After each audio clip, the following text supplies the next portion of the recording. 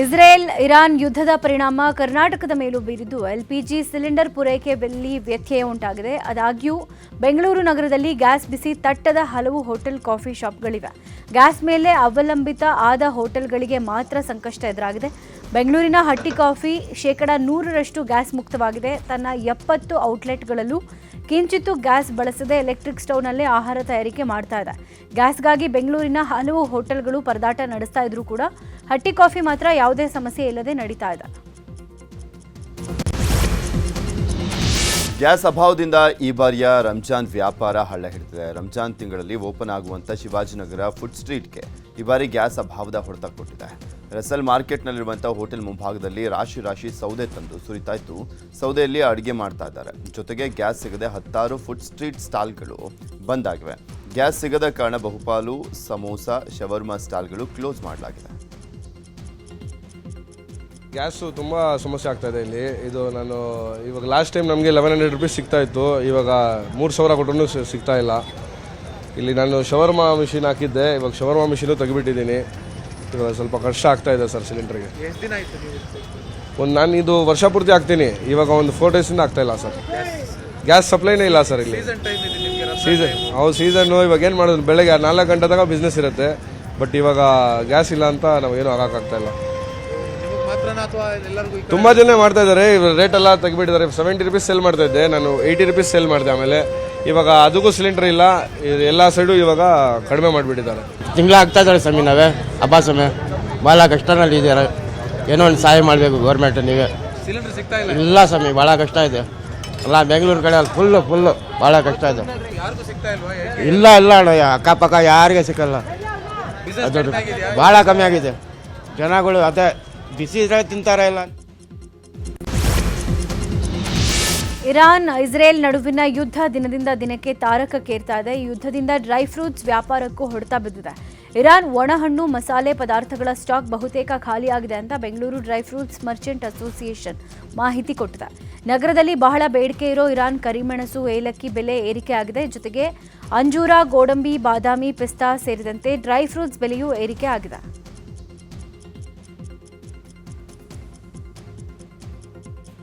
ಖರ್ಜೂರ ಮತ್ತು ಅಂಜೂರ ಮತ್ತು ಸ್ಪೈಸ್ ಐಟಮ್ ಬರ್ತಾಯಿದೆ ಇರಾನ್ದು. Iran is one of the major product of ಖರ್ಜೂರ ಮತ್ತು ಸ್ಪೈಸ್ ಐಟಮು ಅಂಜೂರ. ಅದು ಪೂರ್ತಿ ಒಳಗೆ ಸಪ್ಲೈ ಆಗುತ್ತೆ. ನನ್ನ ಹತ್ರನ ಇನ್ನೂ ಒಂದು 20 ದಿವಸ ಅದು 25 ದಿವಸ ಅದು ಸ್ಟಾಕ್ ಇರಬೇಕು ಸರ್. ಅದು ಆದಮೇಲೆ we have to just wait and watch. ಯಾಕೆಂದರೆ ಐಟಮ್ ಇಲ್ಲ. ಐಟಮು ಬಂದಾರ್ ಅಬ್ಬಾಸ್ ಪೋರ್ಟ್ ಇರಾನ್ದು, ಅಲ್ಲಿಂದು ಎಲ್ಲ ಶಿಪ್ಮೆಂಟು, ಕನ್ಸೈನ್ಮೆಂಟ್ ಎಲ್ಲ ಅಲ್ಲಿಂದ ಬರ್ತದೆ. ಆ ಪೋರ್ಟ್ ಬಂದಾರ್ ಅಬ್ಬಾಸ್ ಪೋರ್ಟ್ ಡ್ಯಾಮೇಜ್ ಆಗಿದೆ. ಬೆಂಗಳೂರಿನಲ್ಲಿ ಉಂಟಾಗಿರುವಂಥ ಗ್ಯಾಸ್ ಅಭಾವದ ಬಿಸಿ ಇಂದಿರಾ ಕ್ಯಾಂಟೀನ್ಗೂ ತಟ್ಟಿದೆ. ನಿನ್ನೆಯೂ ಹಲವು ಇಂದಿರಾ ಕ್ಯಾಂಟೀನ್ಗಳು ಬಂದಾಗಿದ್ದು, ಇಂದು ಕೂಡ ಹಲವು ಕಡೆಗಳಲ್ಲಿ ಇಂದಿರಾ ಕ್ಯಾಂಟೀನ್ಗೆ ಗ್ಯಾಸ್ ಅಲಭ್ಯವಾಗಿದೆ. ಹೀಗಾಗಿ ಮತ್ತಷ್ಟು ಕ್ಯಾಂಟೀನ್ಗಳು ಓಪನ್ ಆಗುವಂಥದ್ದು ಅನುಮಾನವಾಗಿದೆ.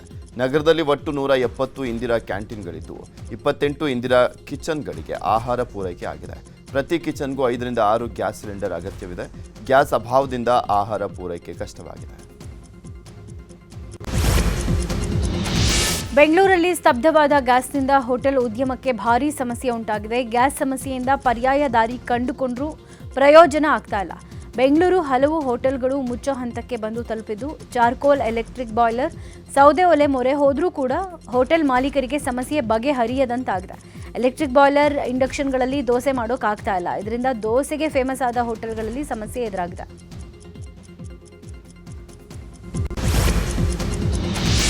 ಮಧ್ಯಪ್ರಾಚ್ಯ ದೇಶಗಳ ಯುದ್ಧ ಸಂಘರ್ಷ ಹಿನ್ನೆಲೆಯಲ್ಲಿ ಉತ್ತರ ಕನ್ನಡ ಜಿಲ್ಲೆಯ ರೆಸಾರ್ಟ್, ಹೋಮ್ ಸ್ಟೇಗಳಲ್ಲಿಯೂ ಕೂಡ ಸಮಸ್ಯೆ ಉಂಟಾಗಿದೆ. ದಾಂಡೇಲಿ, ಗೋಕರ್ಣ, ಮುರುಡೇಶ್ವರದ ರೆಸಾರ್ಟ್ ಮಾಲೀಕರಲ್ಲಿ ಗೊಂದಲ ಶುರುವಾಗಿದೆ. 3 ದಿನಗಳವರೆಗೆ ಸಮಸ್ಯೆ ಇಲ್ಲ ಅಂತ ಇರುವಂಥ ಮಾಲೀಕರು 3 ದಿನಗಳ ನಂತರ ಏನು ಎಂಬ ಗೊಂದಲಕ್ಕೆ ಸಿಲುಕಿದ್ದಾರೆ. ಪ್ರವಾಸಿಗರ ಬುಕ್ಕಿಂಗ್ ತೆಗೆದುಕೊಳ್ಳುವಾಗಲೇ ತಿಂಡಿ ಮೆನು ಬಗ್ಗೆ ಮಾಹಿತಿಯನ್ನು ನೀಡ್ತಾ ಇದ್ದು, ತಿಂಡಿ ತಿನಿಸಿಗೆ ಹೊಂದಾಣಿಕೆ ಆದರೆ ಮಾತ್ರ ಬುಕ್ಕಿಂಗ್ ಮಾಡ್ತಾ ಇದ್ದಾರಂತೆ. ಬೇಕಾದ ಅಗತ್ಯ ಇರುವ ತಿಂಡಿ ಮಾಡಿಕೊಡೋದು ಕಷ್ಟ ಅಂತ ಹೇಳ್ತಾ ಇದ್ದಾರೆ ರೆಸಾರ್ಟ್ ಮಾಲೀಕರು. ಮಧ್ಯಪ್ರಾಚ್ಯದಲ್ಲಿ ಯುದ್ಧ ಹಿನ್ನೆಲೆ ಹಾಸನದಲ್ಲೂ ಗ್ಯಾಸ್ ಅಭಾವ ಉಂಟಾಗಿದೆ. ಹೋಟೆಲ್, ಹಾಸ್ಟೆಲ್ ಸೇರಿದಂತೆ ಅನೇಕ ಕಡೆಗಳಲ್ಲಿ ಗ್ಯಾಸ್ಗಾಗಿ ಪರದಾಟ ಶುರುವಾಗಿದೆ. ಹಾಸ್ಟೆಲ್ ಸಿಬ್ಬಂದಿ ಸೌದೆ ಒಲೆಯಲ್ಲಿ ಅಡುಗೆ ಮಾಡಿ ವಿದ್ಯಾರ್ಥಿಗಳಿಗೆ ಊಟ ಬಡಿಸ್ತಾ ಇದ್ದಾರೆ. ಚಿತ್ರದುರ್ಗದಲ್ಲೂ ಗ್ಯಾಸ್ ಸಿಲಿಂಡರ್ ವ್ಯತ್ಯಯವಾಗಿದ್ದು ಗ್ಯಾಸ್ ಸಿಲಿಂಡರ್ ಸಿಗದೆ ಹೋಟೆಲ್ ಉದ್ಯಮಕ್ಕೆ ಪೆಟ್ಟು ಬಿದ್ದಿದೆ. ಹೋಟೆಲ್ ಮಾಲೀಕರು ವಾಣಿಜ್ಯ ಗ್ಯಾಸ್ ಸಿಲಿಂಡರ್ ಸಿಗದೆ ಪರದಾಟವನ್ನು ಮಾಡ್ತಿದ್ದಾರೆ. ಸಿಲಿಂಡರ್ ಇಲ್ಲದೆ ಕಟ್ಟಿಗೆ ಒಲೆಯಲ್ಲೇ ಹೋಟೆಲ್ ಮಾಲೀಕರು ಅಡುಗೆ ತಯಾರಿಗೆ ಮುಂದಾಗಿದ್ದಾರೆ.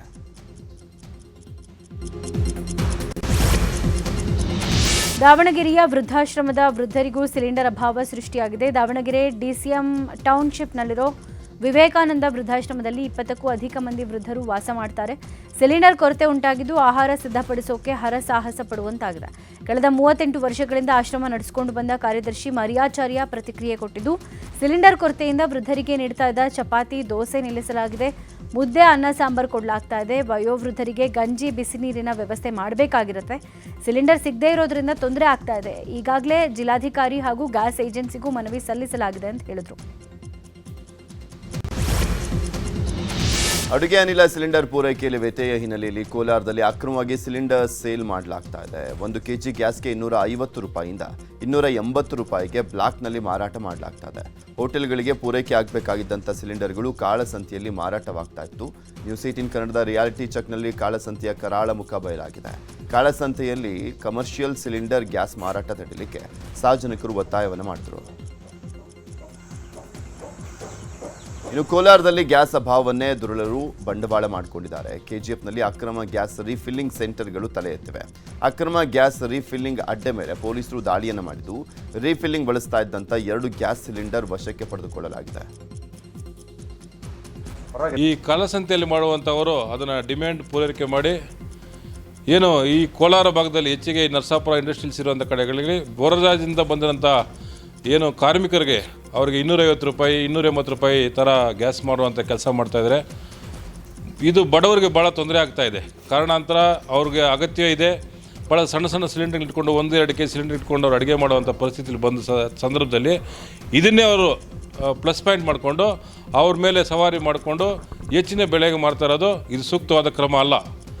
ಇದನ್ನು ಕೂಡಲೇ ಎಚ್ಚೆತ್ತುಕೊಂಡು ಸಂಬಂಧಪಟ್ಟ ಸರ್ಕಾರ, ಇಲ್ಲಿರೋ ಜನಪ್ರತಿನಿಧಿಗಳು, ಜಿಲ್ಲಾಡಳಿತ ಕೂಡ ಸೇರಿ ಅವ್ರ ಮೇಲೆ ಖಂಡಿತವಾಗಿ ಏನು ಕೂಡ ನಿರ್ದಾಕ್ಷಿಣ್ಯವಾಗಿ ಕ್ರಮ ತಗೊಂಡು ಇದನ್ನು ಸರಿಯಾದ ರೀತಿಯಲ್ಲಿ ಫಲಾನುಭವಿಗಳಿಗೆ ತಲುಪಿಸುವಂಥ ಕೆಲಸ ಮಾಡಿದರೆ ಮಾತ್ರನೇ ಇದಕ್ಕೆ ನ್ಯಾಯ ಒದಗಿಸಿದಂಗೆ ಆಗುತ್ತೆ. ಕಾರಣ ಇರೋ ಸಂಕಟದಲ್ಲಿ ಈ ಸಂದರ್ಭದಲ್ಲಿ ಸ್ಪಂದಿಸ್ತಾ ಇದ್ದಾಗೆ ಬೇರೆ ಯಾವ ಸಂದರ್ಭ ಕೂಡ ಇಂಥ ಒಂದು ಅವಕಾಶ ಅವ್ರಿಗೆ ಸಿಗೋದಿಲ್ಲ. ಮತ್ತು ಅವ್ರಿಗೆ ಆಹಾರ ಪೂರೈಕೆಯಲ್ಲಿ ಕೂಡ ಅನುಕೂಲ ಆಗುವಂಥ ಥರದಲ್ಲಿ ಎಲ್ಲಿ ಕೂಡ ಅವರಿಗೆ ಬೆಲೆ ಹೆಚ್ಚಿಗೆ ಮಾರದಂತೆ ನೋಡ್ಕೊಳ್ಳೋದು ಖಂಡಿತವಾಗಿ. ಚಿಕ್ಕಮಗಳೂರಲ್ಲಿ ಗ್ಯಾಸ್ ಸಿಲಿಂಡರ್ ಸಮಸ್ಯೆ ಹೆಚ್ಚಾಗಿದೆ. ಹೀಗಾಗಿನೇ ಸಮಸ್ಯೆಗೆ ಸಂಬಂಧಪಟ್ಟಂತೆ ಜಿಲ್ಲಾಡಳಿತ ಹೆಲ್ಪ್ ಲೈನ್ ಓಪನ್ ಮಾಡಿದೆ. ವಿತರಣೆಯಲ್ಲಿ ವಿಳಂಬ ಆದರೆ ದೂರು ನೀಡೋಕೆ ಸೂಚನೆ ಕೊಟ್ಟಿದ್ದು, 25 ದಿನಗಳ ಬಳಿಕ ಗ್ಯಾಸ್ ಬುಕ್ ಮಾಡುವಂತೆ ಜಿಲ್ಲಾಧಿಕಾರಿ ನಾಗರಾಜ್ ಸಾರ್ವಜನಿಕರಲ್ಲಿ ಮನವಿ ಮಾಡಿದ್ದಾರೆ. ಯುದ್ಧದ ಪರಿಣಾಮ ಗ್ಯಾಸ್ ಸಮಸ್ಯೆ ಆಗ್ತಾ ಇರುವಂಥ ಹಿನ್ನೆಲೆಯಲ್ಲಿ ಹಿರಿಯ ಕನ್ನಡಪರ ಹೋರಾಟಗಾರ ವಾಟಾಳ್ ನಾಗರಾಜ್ ಪ್ರತಿಭಟನೆಯನ್ನ ಮಾಡಿದ್ದಾರೆ. ಬೆಂಗಳೂರು ದಕ್ಷಿಣ ಜಿಲ್ಲೆ ರಾಮನಗರದ ಐಜೂರು ವೃತ್ತದಲ್ಲಿ ಪ್ರತಿಭಟನೆ ಮಾಡಲಿದ್ದು, ಕರ್ನಾಟಕ ಸೇನೆಯ ಕಾರ್ಯಕರ್ತರು ಸಹ ಸಾಥ್ ಕೊಟ್ಟಿದ್ದಾರೆ. ಸರ್ಕಾರ ಜನರಿಗೆ ಸೂಕ್ತ ರೀತಿಯಲ್ಲಿ ಗ್ಯಾಸ್ ಅನ್ನು ಪೂರೈಸಬೇಕು ಅಂತ ಆಗ್ರಹಿಸಲಿದ್ದಾರೆ. ರಾಜ್ಯದಲ್ಲಿ ಗ್ಯಾಸ್ ಸಿಲಿಂಡರ್ ಅಭಾವ ಹಿನ್ನೆಲೆ ಗ್ಯಾಸ್ ಏಜೆನ್ಸಿ ಮಾಲೀಕರು ಮತ್ತು ಮ್ಯಾನೇಜರ್ಗಳ ಜೊತೆ ಸಭೆ ನಡೆಸಲಾಗಿದೆ. ನಗರದ ಆಗ್ನೇಯ ವಿಭಾಗದ ಡಿಸಿಪಿ ಸುಜಿತಾ ಸಲ್ಮಾ ಅವರಿಂದ ಸಭೆ ನಡೆಸಲಾಗಿದ್ದು, 30ಕ್ಕೂ ಹೆಚ್ಚು ಏಜೆನ್ಸಿ ಮಾಲೀಕರು ಸಭೆಯಲ್ಲಿ ಭಾಗಿಯಾಗಿದ್ದರು.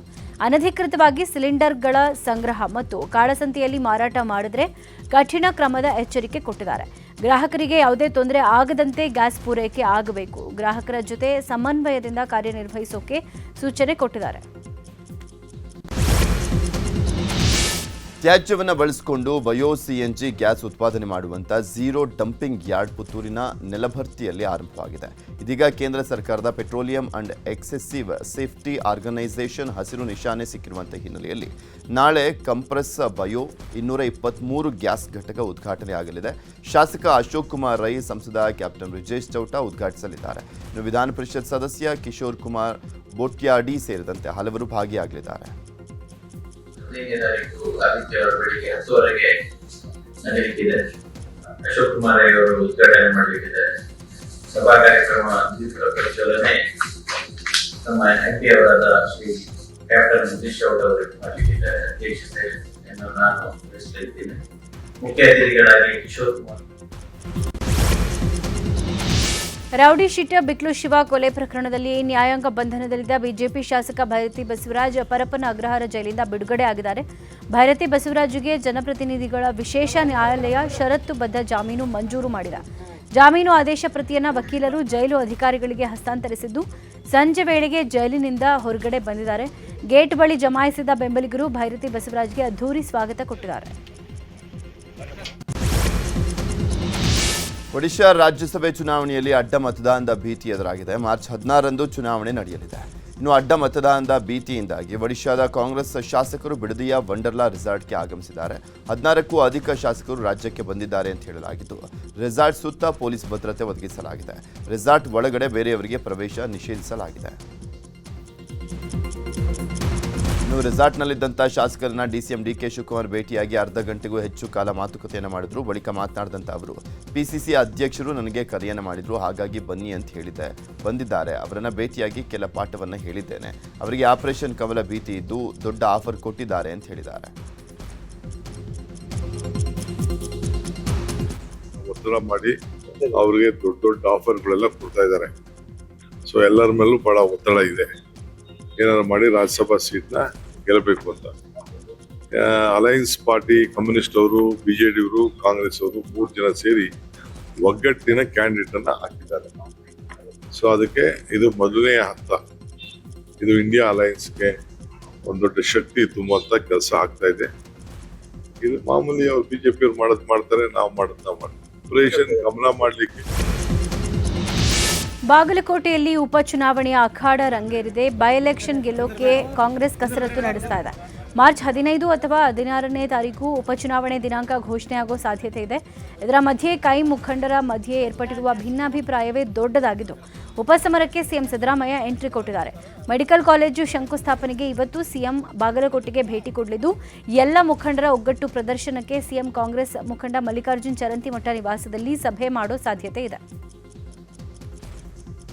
ಬಹುದಿನಗಳ ನಮ್ಮ ಬಾಗಲಕೋಟೆ ಜಿಲ್ಲೆಯ ಕನಸಾಗಿ ಉಳಿದಿದ್ದ ಸರ್ಕಾರಿ ಮೆಡಿಕಲ್ ಕಾಲೇಜಿನ ಅಡಿಗಲ್ ಸಮಾರಂಭಕ್ಕಾಗಿ ಮುಖ್ಯಮಂತ್ರಿಗಳು ಆಗಮಿಸ್ತಾರೆ. ಈ ಸಂದರ್ಭದಲ್ಲಿ ಸುಮಾರು 6-8 ವರ್ಷಗಳ ಕಾಲ ಆ ಸರ್ಕಾರಿ ಮೆಡಿಕಲ್ ಕಾಲೇಜಿನ ಮಂಜೂರಾತಿಗಾಗಿ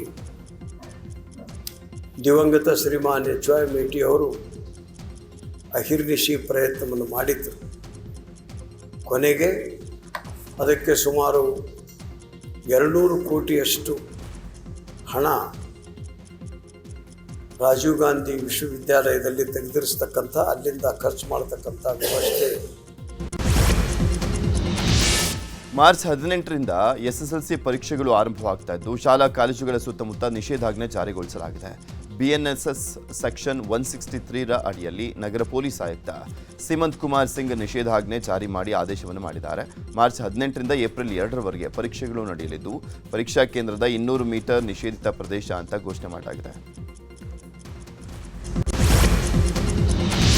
ತುಮಕೂರಿನ ಪ್ರಸಿದ್ಧ ಸಿದ್ಧಗಂಗಾ ಮಠದ ಶ್ರೀ ಸಿದ್ಧಲಿಂಗೇಶ್ವರ ಅನಾಥಾಲಯದಲ್ಲಿ 2026-27ನೇ ಸಾಲಿನ ಪ್ರವೇಶಾತಿ ಪ್ರಕ್ರಿಯೆ ಆರಂಭ ಆಗಿದೆ. 3ರಿಂದ 8ನೇ ತರಗತಿಯವರೆಗೆ ಕನ್ನಡ ಮಾಧ್ಯಮದಲ್ಲಿ ವ್ಯಾಸಂಗ ಮಾಡೋ ಬಯಸೋ ಬಡ ವಿದ್ಯಾರ್ಥಿಗಳಿಗೆ ಈ ಬಾರಿ ಅವಕಾಶ ಕಲ್ಪಿಸಲಾಗಿದೆ. ಪ್ರವೇಶಾತಿಯಲ್ಲಿ ಎಸ್ಸಿ ಮತ್ತು ಎಸ್ಟಿ ವಿದ್ಯಾರ್ಥಿಗಳಿಗೆ ಆದ್ಯತೆ ಕೊಡಲಾಗಿದೆ. ಅರ್ಜಿ ಸಲ್ಲಿಸೋಕೆ ಬಯಸೋರು ಮೇ 2ರಿಂದ ಮೇ 15ರ ಒಳಗಾಗಿ ಮಠದ ಲೆಕ್ಕಪತ್ರ ವಿಭಾಗದಲ್ಲಿ ಅರ್ಜಿ ಪಡೆದುಕೊಳ್ಳಬಹುದಾಗಿದೆ. ಆನ್ಲೈನ್ ಅರ್ಜಿಗೆ ಇಲ್ಲಿ ಅವಕಾಶ ಇಲ್ಲ ಅಂತ ಮಠದ ಪ್ರಕಟಣೆ ತಿಳಿಸಿದೆ.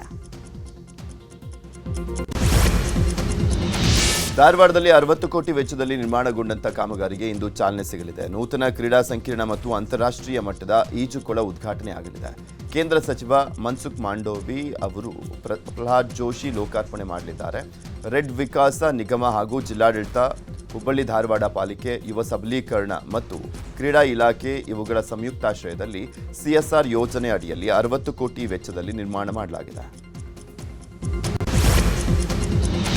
ಗಾಂಜಾ ಅಮಲಲ್ಲಿ ಆಟೋ ಚಲಾಯಿಸಿ ಸರಣಿ ಅಪಘಾತ ಮಾಡಿ ಪರಾರಿ ಆಗ್ತಾ ಇದ್ದ ಇಬ್ಬರನ್ನ ಸಾರ್ವಜನಿಕರು ಬೆನ್ನಟ್ಟಿ ಥಳಿಸಿರೋ ಘಟನೆ ಹಾಸನ ಜಿಲ್ಲೆಯ ಆರ್ಸಿ ರೋಡ್ನಲ್ಲಿ ನಡೆದಿದೆ. ಆರ್ಸಿ ರೋಡ್ನಲ್ಲಿ ಅಡ್ಡಾದಿಡ್ಡಿ ಆಟೋ ಚಲಾಯಿಸಿ ಎದುರಿನಿಂದ ಬರ್ತಾ ಇದ್ದ ಸ್ಕೂಟರ್ ಮತ್ತು ಬೈಕ್ಗೆ ಡಿಕ್ಕಿ ಹೊಡೆದು ಪರಾರಿ ಆಗ್ತಾ ಇದ್ದ ಇಬ್ಬರು. ಈ ವೇಳೆ ಸ್ಥಳೀಯರು ಇಬ್ಬರನ್ನ ಹಿಂಬಾಲಿಸಿ ಆಟೋದಲ್ಲಿದ್ದವರನ್ನ ಥಳಿಸಿ ಪೊಲೀಸರಿಗೆ ಒಪ್ಪಿಸಿದ್ದಾರೆ.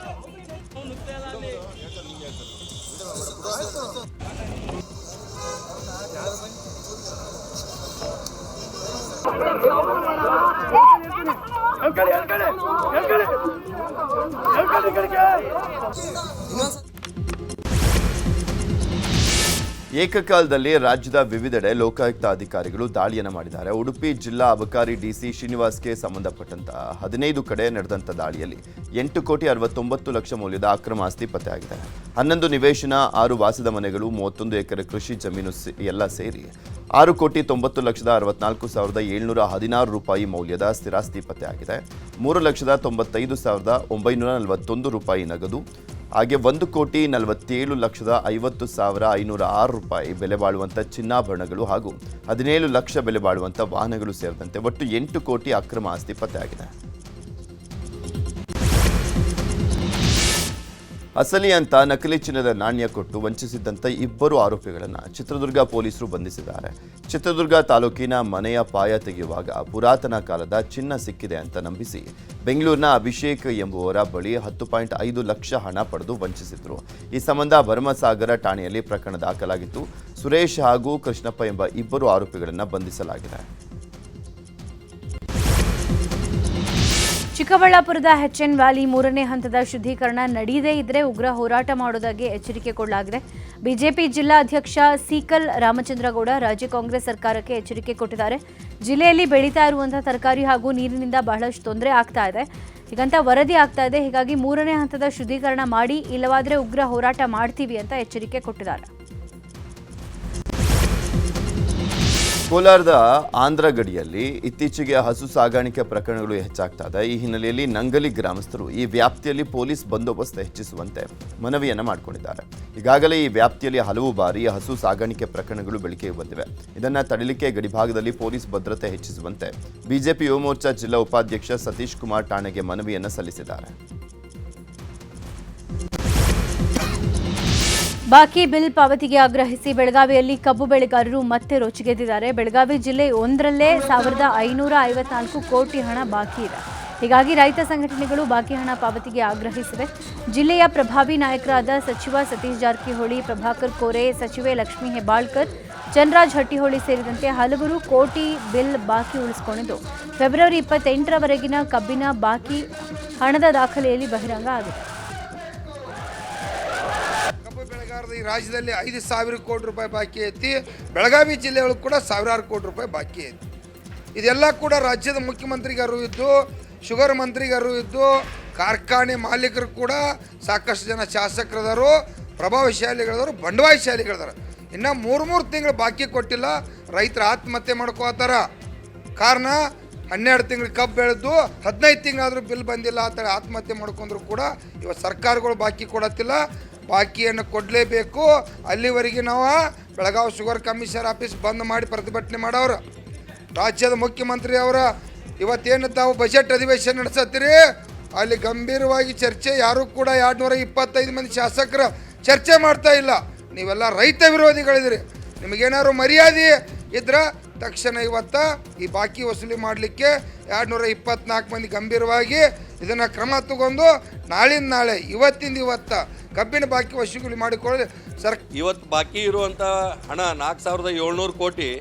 ಭಾಳಷ್ಟು ನೊಂದ ರೈತರು ಅವ್ರ ಮನೆಗಳಲ್ಲಿ ಕಾರ್ಯಗಳನ್ನು ಮಾಡಲಿಕ್ಕೆ ಆಗ್ತಾ ಇಲ್ಲ. ಬಡ್ಡಿ ಕಟ್ಟಿ ಎಲ್ಲ ಬಾಕಿ ವಸೂಲಾತಿಗಾಗಿ ಬ್ಯಾಂಕಿನವರು ಬೆನ್ನು ಹತ್ಯಾರ. ಇವತ್ತು ಸರ್ಕಾರದ ವತಿಯಿಂದ ಯಾವ ಒಂದು ಮಧ್ಯಸ್ಥಿಕೆ ವಹಿಸಿ ಇದನ್ನು ಮುಂದುವರಿಸಿ ಎಲ್ಲರಿಗೂ ಒಂದು ಸುಖಪ್ರದಾಯಕವಾದಂಥ ನಿರ್ಣಯ ಆಗಬೇಕಾಗಿತ್ತು, ಅದು ಆಗಿಲ್ಲ. ಮುಂದಾಗಿ ಇವತ್ತು 29 ಕಾರ್ಖಾನೆಗಳು ಬೆಳಗಾವಿ ಜಿಲ್ಲೆದಲ್ಲಿದ್ದಾವೆ.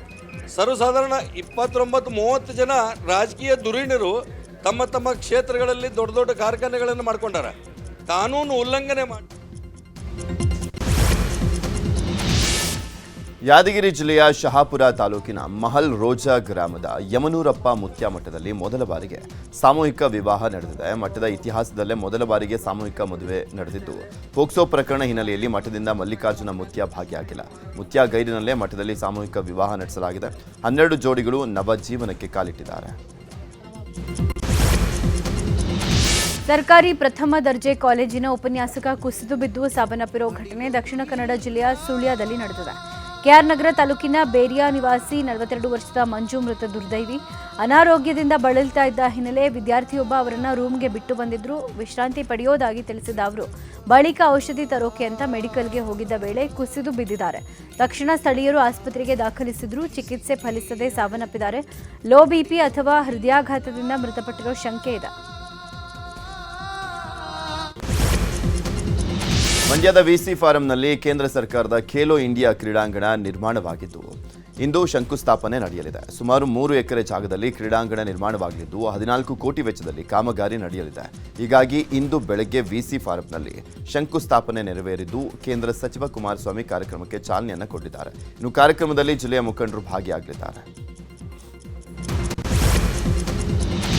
ಯುಗಾದಿ ಹಬ್ಬದ ಸಂದರ್ಭದಲ್ಲಿ ಉಂಟಾಗಲಿರುವ ಪ್ರಯಾಣಿಕರ ದಟ್ಟಣೆ ನಿವಾರಿಸೋಕೆ ನೈಋತ್ಯ ರೈಲ್ವೆ ರಾಜ್ಯದ ವಿವಿಧ ನಿಲ್ದಾಣಗಳಿಗೆ ವಿಶೇಷ ರೈಲು ಓಡಿಸಲು ನಿರ್ಧಾರ ಮಾಡಿದೆ. ಮಾರ್ಚ್ 18ರಂದು 4 ವಿಶೇಷ ರೈಲುಗಳು ಸಂಚರಿಸಲಿವೆ. ಬೆಂಗಳೂರು, ಬೆಳಗಾವಿ, ಯಶವಂತಪುರ, ವಿಜಯಪುರ, ಯಶವಂತಪುರ ಟು ಹುಬ್ಬಳ್ಳಿ, ಯಶವಂತಪುರ ಹಾಗೂ ಯಶವಂತಪುರ ಟು ಮಡ್ಗಾಂವ್, ಬೆಂಗಳೂರು ನಡುವೆ ವಿಶೇಷ ರೈಲು ಸಂಚರಿಸಲಿದೆ.